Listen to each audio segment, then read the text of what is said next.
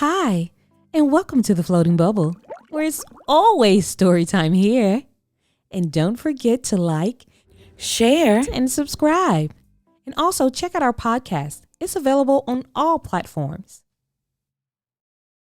Otis P. Oliver Protest by Keri, Claiborne, Boyle, illustrated by Daniel Duncan. Otis P. Oliver refused to take a bath. If it were up to him, baths would be strictly prohibited. However, when you have an oldest big sister, a middle big sister, and a youngest big sister, your opinions tend to be equal to that of the family dog. It's worth mentioning that the dog only gets 1 bath a month. Otis gets 4 baths a week, especially when he's excessively grubby. And since worm farms aren't going to build themselves, Otis is usually excessively grubby. Now, every time he came near, his family held their noses. This meant Otis's anti-bath stance would likely result in a tense family standoff. To avoid the tub, he'd need to be taken seriously, but being taken seriously required a more serious look.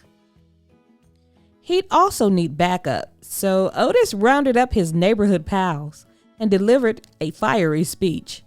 "We must unite! Fight the establishment! Demand bath time rights! The only thing we have to fear is soap itself!"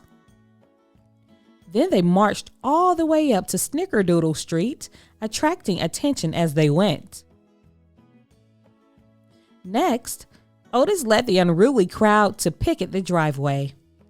Finally, the crew plopped down in Otis's front yard, refusing to move until certain demands were met. After some time, the front door opened and Otis's oldest big sister stumped across the yard and thrust a note at him. "My dearest Otis, what is this all about? Love, Mom." He turned the note over and scratched out a quick response. "No more baths. Love, Otis. P.S. What's for dinner? I don't like mystery meatloaf." He handed it to his sister, who snorted and stumped back into the house.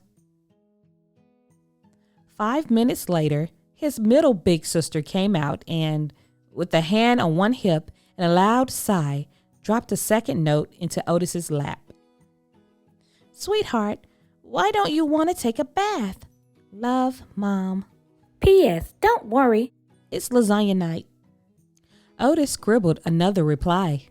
"'Cause my jammies always stick to my skin after a bath, and then they get all twisted when I try to put my arms and legs through. Love, Otis. P.S. Garlic bread too?" He gave it to his sister, who rolled her eyes and sauntered off. 5 minutes after that, the door opened yet again, and out skipped his tutu-wearing youngest big sister, who performed a quick pirouette before handing Otis another note. "Oh dear, that is a problem. What if jammies were optional from now on? You can always just wear your birthday suit. All my love, Mom. P.S. Of course there's garlic bread." Otis mulled over his mom's response. He huddled with his closest supporters to discuss the offer. Finally, he jotted down his answer. "Okay, fine. Love, Otis. P.S. Dessert, right?" He handed it to his sister, who twirled away. But then, as Otis stood up, thanked his fellow protesters, and sent them on their way, the dog padded out with a slobbery note in her mouth. Otis grabbed it. "My little grub worm, so glad we reached a compromise. Now get in the tub before you're grounded for life. Hugs and kisses, Mom. P.S. No dessert on school nights." Otis headed inside, ready to hop in the tub. Maybe he'd leave a little smudge somewhere, just for old time's sake. But first, there was one last thing he needed to do. Dear Mom, happy to announce I'll take a bath, but no soap. Maybe if there was a dessert tonight, I'd consider a compromise. Much love, Otis. P.S. Ice cream, preferably chocolate. Hope you guys enjoyed today's story. See you next time. Bye.